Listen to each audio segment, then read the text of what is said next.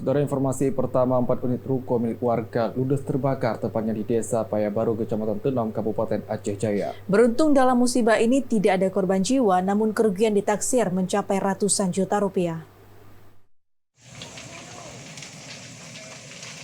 Beginilah detik-detik musibah kebakaran ruko yang terjadi di lintas Banda Aceh Melabuh, tepatnya di Desa Payabaru, Kecamatan Tenom, Kabupaten Aceh Jaya.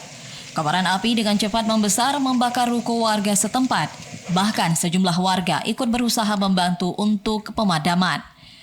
Dari informasi yang didapatkan dari warga setempat, kejadian terjadi sekitar pukul 21:30 waktu Indonesia Barat. Saat ini pihak kepolisian masih melakukan penyelidikan untuk mengetahui penyebab dari kebakaran tersebut. 4 unit ruko tersebut yakni milik Irwan Mukhtar berstatus bengkel las, Juhari dan Jufrijal serta milik Abdullah. Saat kejadian, para warga bersama pihak pemadaman berjibaku membantu untuk memadamkannya, namun kobaran api yang membesar ruko warga tidak dapat diselamatkan.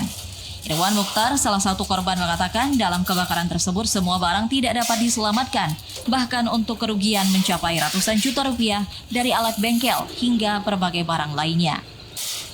Selain punya kami ada 3 kios lagi yang terbakar. Nah, untuk kronologis itu sendiri juga kita tidak bisa memberikan informasi lebih lanjut karena kenapa? Kita menunggu identifikasi dari pihak yang berwajib dan untuk ini murni kecelakaan. Untuk memastikan musibah kebakaran tersebut, pihak kepolisian telah memasang polis lain guna penyelidikan lebih lanjut terkait dengan musibah kebakaran.